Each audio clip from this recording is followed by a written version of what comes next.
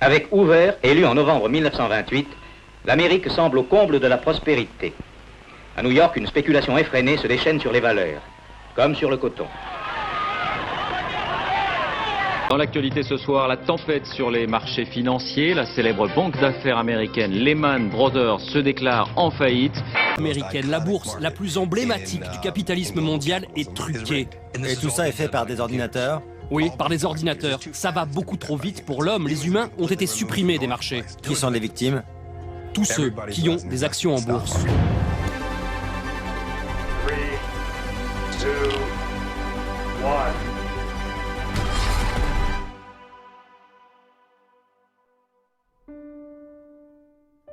Pour comprendre l'ampleur de la crise de 1929, il est essentiel de remonter le temps et de plonger dans ce que l'on appelle les années folles, une période d'insouciance et d'effervescence économique qui a précédé le drame. L'industrialisation galopante, les avancées technologiques et la croissance de la consommation ont peint un tableau radieux, mais derrière ces apparences se cachaient des déséquilibres silencieux qui allaient bientôt ébranler les fondements même de l'économie mondiale. Les entreprises se financent majoritairement avec le crédit. Mais quand une entreprise devient puissante, elle se finance en vendant des actions.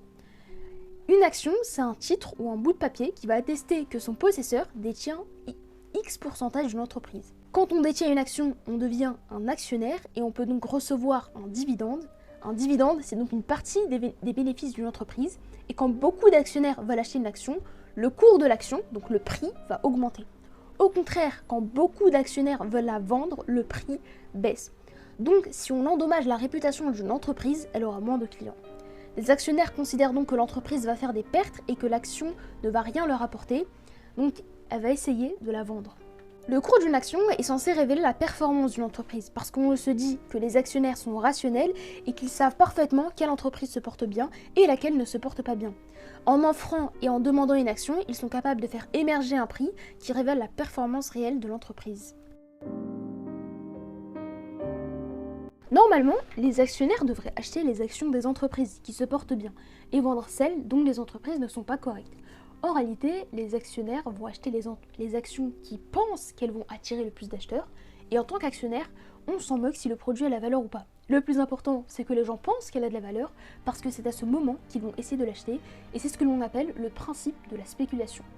La spéculation, c'est le fait de vendre et d'acheter des actions en fonction des variations de leur prix sur le marché.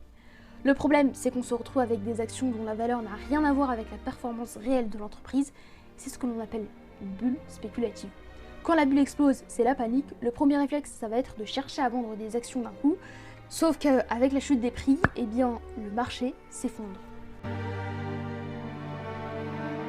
Les bourses du monde entier s'effondrent, c'est la panique financière et la fin des discours optimistes. Si vous avez de l'argent en bourse, ne touchez pas à votre téléphone, n'appelez pas votre courtier. Ça chute! Ça chute! On a commencé à entendre hurler « Achetez, achetez, achetez !» Personne ne peut comprendre le flash crash. Flash crash qui durerait plusieurs jours, ça peut être la fin du système financier tel qu'on le connaît. Un autre crash? Je vous garantis que ça va arriver. On y va tout droit si rien ne change. Le jeudi noir n'était pas la pire journée, car les jours qui ont suivi étaient bien plus catastrophiques. Le problème, c'est que les gens étaient trop enthousiastes face à l'économie qui était beaucoup trop bien, et comme tout allait bien, les gens ont oublié pourquoi ça allait bien. Exemple, si les fermiers produisaient plus avec un équipement plus moderne, eh bien c'est parce qu'ils s'étaient endettés et que les banques faisaient des crédits trop facilement. À un moment, les banques prêtaient plus pour spéculer que pour acheter des maisons ou lancer son entreprise. Pourtant, la spéculation n'apporte rien à l'économie réelle. Juste avant le crack, la production aux États-Unis avait augmenté de 50%, mais le prix des actions avait augmenté de 300%. Et depuis 1925, l'industrie de l'automobile et le secteur de l'immobilier avaient commencé à ralentir de façon très importante, mais personne ne se souciait de rien parce que tout le monde pouvait acheter des voitures. Pendant la guerre de 14-18, l'agriculture a connu une forte expansion et la production a donc augmenté dans les années 20 à cause de cela. Pour écouler leurs stocks, les entreprises agricoles se trouvaient dans l'obligation de vendre à des prix très bas, et c'était un avantage certes pour les consommateurs, mais pas pour les agriculteurs. Résultat, quand les actionnaires à Wall Street s'en sont rendus compte, tout le monde a essayé de vendre ses actions d'un coup, sauf qu'il n'y avait plus d'acheteurs, donc les prix se sont écroulés. Ça s'est propagé dans l'entièreté du pays, puis dans le monde. La panique au niveau de la finance a donc été un problème, car on ne fait plus confiance aux banques, donc tout le monde va retirer son argent, donc les banques n'avaient plus rien. Et les banques ont tout prêté aux actionnaires pour spéculer, en pensant qu'elles allaient être remboursées facilement, parce que l'économie allait trop bien.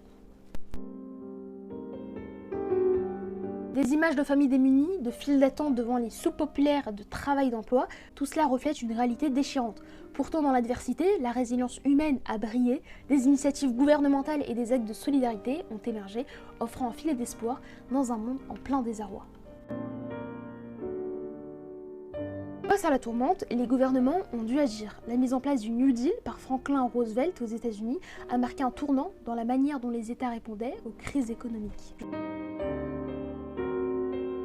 En conclusion, la crise de 1929 a laissé une empreinte indélébile sur l'histoire mondiale. Cette tragédie économique continue de résonner, rappelant la fragilité inhérente des systèmes financiers. La spéculation excessive, la surproduction et l'ignorance des signes avant-coureurs ont servi de catalyseur à cette catastrophe, mais la Grande Dépression a également mis en lumière la résilience de l'humanité et le besoin crucial de régulation économique. Gardons en mémoire les leçons du passé pour mieux façonner l'avenir.